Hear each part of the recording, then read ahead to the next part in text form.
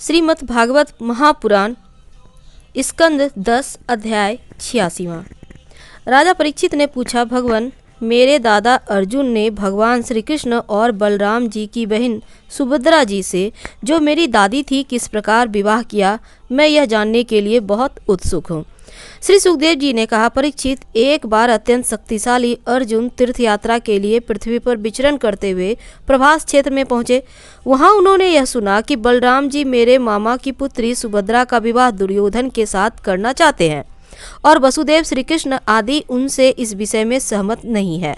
अब अर्जुन के मन में सुभद्रा को पाने की लालसा जाग आई। वे त्रिदंडी वैष्णव का वेश धारण करके द्वारका पहुँचे। अर्जुन सुभद्रा को प्राप्त करने के लिए वहां वर्षा काल में 4 महीने तक रहे।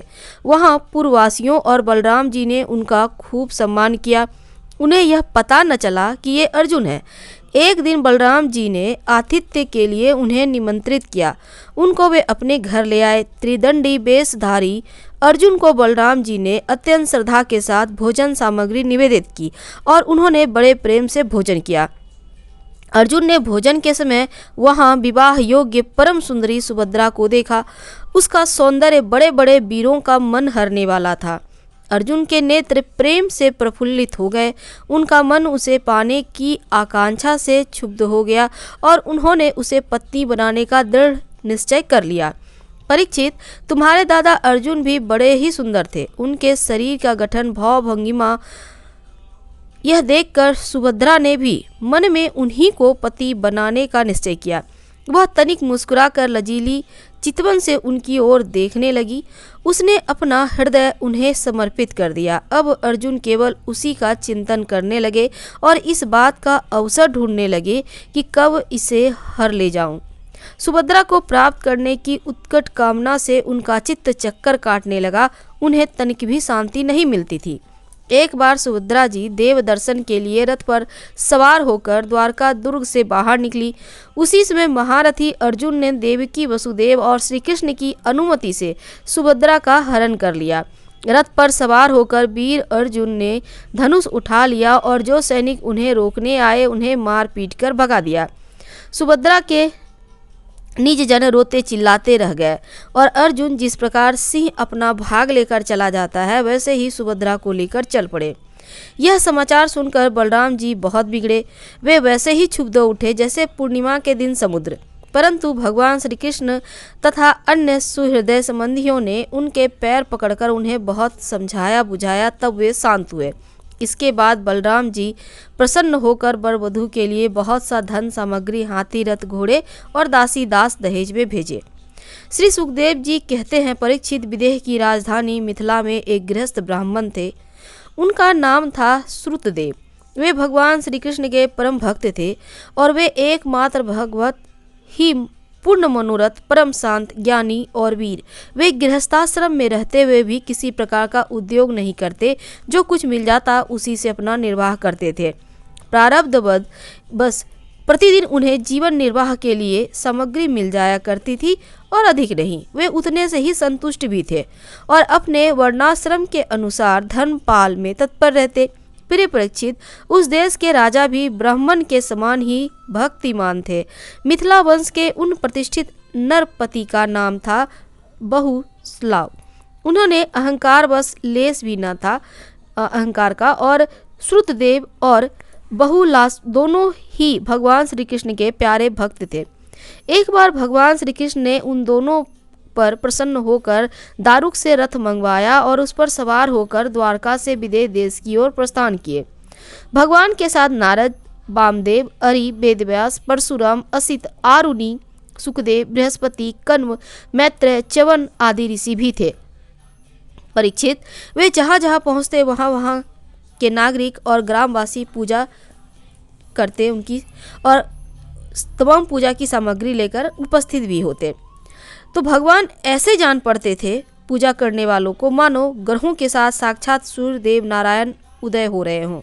परीक्षित, उस यात्रा में आनर्त, धन, कुरु, जांगल, कंक, मत्स्य, पांचाल, कुंती, मधु, केकय, कौशल, अर्ण आदि अनेक देशों के नर नारियों ने अपने नेत्र रूपी दोनों से भगवान श्री कृष्ण के उन्मुक्त हास्य और प्रेम भरी चितवन से युक्त मुखारबिंद के मकरंद रस का पान किया।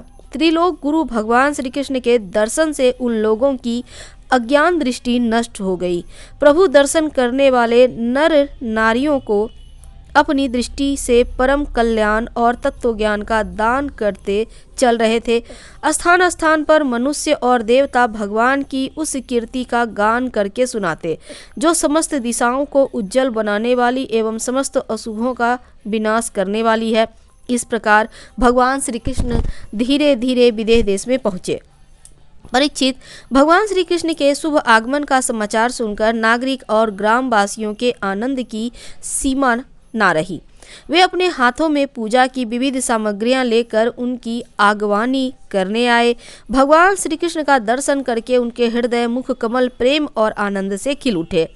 उन्होंने भगवान को तथा उन मुनियों को जिनका नाम केवल सुन रखा था, देखा न था, हाथ जोड़कर मस्तक झुकाकर प्रणाम किया।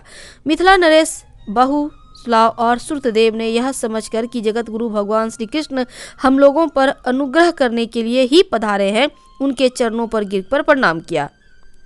बहुलास्व और देव दोनों ने ही एक साथ हाथ जोड़कर मुनि मंडली के सहित भगवान श्री कृष्ण को आतिथ्य ग्रहण करने के लिए निमंत्रित किया। भगवान श्री कृष्ण दोनों की प्रार्थना स्वीकार करके दोनों को ही प्रसन्न करने के लिए एक ही समय पृथक पृथक रूप से दोनों के घर पधारे और यह बात एक दूसरे को मालूम ना हुई। भगवान श्री कृष्ण मेरे घर के अतिरिक्त और कहीं भी जा रहे हैं। विदेहराज बड़े मनस्वी थे। उन्होंने यह देखकर कि दुष्ट दुराचारी पुरुष जिनका नाम भी नहीं सुन सकते वे ही भगवान श्री कृष्ण और ऋषि मुनि मेरे घर पधारे हैं, सुंदर सुंदर आसन मंगाए। भगवान श्री कृष्ण और ऋषि मुनि आराम से उन पर बैठ गए। उस समय बहुलास्व की विचित्र दशा थी। प्रेम भक्ति के उद्वेग से उनका हृदय भराया, नेत्रों में आंसू उमड़ पड़े। उन्होंने अपने पूज्यतम अतिथियों के चरणों में नमस्कार करके पांव पखाड़े और अपने कुटुंब के साथ उनके चरणों का लोक पावन जल सिर पर धारण किया और फिर भगवान एवं भगत स्वरूप ऋषियों को गंधमाला, वस्त्र, अलंकार, धूप, दीप, अर्घ्य, गौ, बैल आदि समर्पित करके उनकी पूजा की।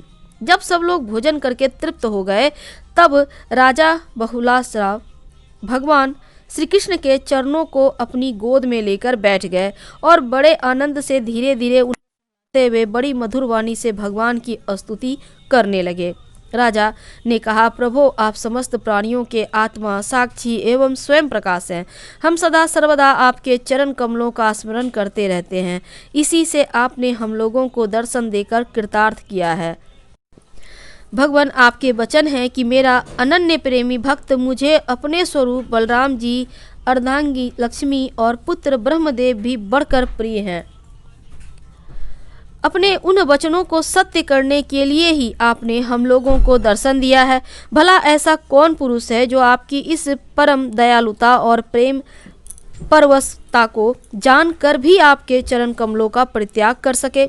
प्रभु, जिन्होंने जगत की समस्त वस्तुओं का एवं शरीर आदि का भी मन से परित्याग कर दिया है, उन परम शांत मुनियों को आप अपने तक को भी दे डालते हैं। आपने यदुवंश में अवतार लेकर जन्म मृत्यु के चक्कर में पड़े हुए मनुष्यों को उससे मुक्त करने के लिए जगत में ऐसे विशुद्ध यश का विस्तार किया है जो त्रिलोकी के पाप ताप को शांत करने वाला है। प्रभु, आप अचिंत्य अनंत ऐश्वर्य और माधुर्य की निधि है। सबके चित्त को अपनी ओर आकर्षित करने के लिए आप सच्चिदानंद स्वरूप परम ब्रह्म हैं। आपका ज्ञान अनंत है। परम शांति का विस्तार करने के लिए ही आप नारायण ऋषि के रूप में तपस्या कर रहे हैं। मैं आपको नमस्कार करता हूँ। एक रस अनंत आप कुछ दिनों तक मुनि मंडली के साथ हमारे यहाँ निवास कीजिए और अपने चरणों की धूल से इस निवेश को पवित्र कीजिए। परीक्षित, सबके जीवन दाता भगवान श्री कृष्ण राजा बहुलास्व की प्रार्थना सुनकर मिथिलावासी नर नारियों का कल्याण करते हुए कुछ दिनों तक वहीं रहे। प्रिय परीक्षित, जैसे ही राजा भगवान श्री कृष्ण और मुनि मंडली के पधारने पर आनंद मग्न हो गए थे, वैसे ही तदेव ब्राह्मण भी भगवान श्री कृष्ण और मुनियों को अपने घर आया देखकर आनंद बेल हो गए। वे उन्हें नमस्कार करके अपने वस्त्र उछाल उछाल कर नाचने लगे। श्रुतदेव ने चटाई, पीढ़े, कुशासन बिछाकर उन पर भगवान श्री कृष्ण और मुनियों को बैठाया, स्वागत भाषण आदि के द्वारा उनका अभिनंदन किया तथा अपनी पत्नी के साथ बड़े आनंद से सबके पांव पखाड़े। परीक्षित, महान सौभाग्यशाली श्रुतदेव ने भगवान और ऋषियों के चरणोदक से अपने घर कुटुंबियों को सींच दिया। इसमें उनके सारे मनोरथ पूर्ण हो गए थे और वे हर्षित होकर मतवाले हो रहे थे। तदंतर उन्होंने फल, गंध, खस से सुवासित निर्मल एवं मधुर जल, सुगंधित मिट्टी, तुलसी, कुश, कमल आदि अनायास प्राप्त पूजा सामग्री और सत्व गुण बढ़ाने वाले अत्र से सबकी आराधना की। उस समय श्रुतदेव जी मन ही मन तर्कना करने लगी, मैं तो हर गृहस्थी अंधेरे में गिरा हुआ हूँ, अभागा हूँ। मुझे भगवान श्री कृष्ण और उनके निवास स्थान ऋषि मुनियों का, जिनके चरणों की धूल ही समस्त तीर्थों को तीर्थ बनाने वाली है, समागम कैसे प्राप्त हो गया। जब सब लोग आतिथ्य स्वीकार करके आराम से बैठ गए, तब श्रुतदेव अपने स्त्री और पुत्र अन्य संबंधियों के साथ उनकी सेवा में उपस्थित हुए। वे भगवान श्री कृष्ण के चरण कमलों का स्पर्श करते हुए कहने लगे। श्रुतदेव ने कहा, प्रभु, आप अव्यक्त रूप, प्रकृति और जीवों से परे पुरुषोत्तम हैं। आप तो तभी से सब लोगों से मिले हुए हैं जब से आपने अपनी शक्तियों के द्वारा इस जगत की रचना की करके आत्मसत्ता के रूप में इसमें प्रवेश किया। जैसे सोया हुआ पुरुष स्वप्न अवस्था में अविद्यावश मन ही मन स्वप्न जगत को सृष्टि कर लेता है और उसमें स्वयं उपस्थित होकर अनेक रूपों में अनेक कर्म करता हुआ प्रतीत करता है, वैसे ही आपने अपने में ही अपनी माया से जगत को रचना कर ली है। अब इसमें प्रवेश करके अनेकों रूपों से प्रकाशित हो रहे हैं। जो लोग सर्वदा आपकी लीला कथा का श्रवण कीर्तन तथा आपकी प्रतिमाओं का अर्चन बंदन करते हैं और आपस में आपको ही चर्चा करते हैं, उनका हृदय शुद्ध हो जाता है और आप उसमें प्रकाशित हो जाते हैं। जिन लोगों का चित्त अलौकिक, लौकिक, वैदिक आदि काम की वासना बहिर्मुख हो रहा है, उनके हृदय में रहने पर भी आप उनसे बहुत दूर हैं। किंतु जिन लोगों ने आपके गुणगान से अपने अंतःकरण को सद्गुण संपन्न बना लिया है, उनके लिए चित्तवृत्तियों से आग्रह होने पर भी आप अत्यंत निकट हैं। प्रभु, जो लोग आत्म तत्व को जानने वाले हैं, उनके आत्मा के रूप में ही आप स्थित हैं, और जो शरीर आदि को ही अपना आत्मा मान बैठे हैं, उनके लिए आप अनात्मा को प्राप्त होने वाले मृत्यु के रूप में हैं।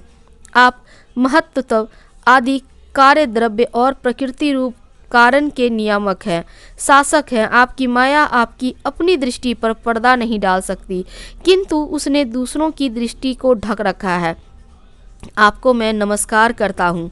स्वयं प्रकाश प्रभु, हम आपके सेवक हैं, हमें आज्ञा दीजिए कि हम आपकी सेवा कैसे करें। नेत्रों के द्वारा आपका दर्शन होने तक ही जीवों के क्लेश रहते हैं, आपके दर्शन में ही समस्त क्लेशों की परिसमाप्ति। श्री सुखदेव जी कहते हैं, परीक्षित, शरणागत भयहारी भगवान श्री कृष्ण ने श्रुतदेव की प्रार्थना सुनकर अपने हाथ से उनका हाथ पकड़ लिया और मुस्कुराते हुए कहा। भगवान श्री कृष्ण कहते हैं, प्रिय श्रुतदेव, ये बड़े बड़े ऋषि मुनि तुम पर अनुग्रह करने के लिए ही यहाँ पधारे हैं।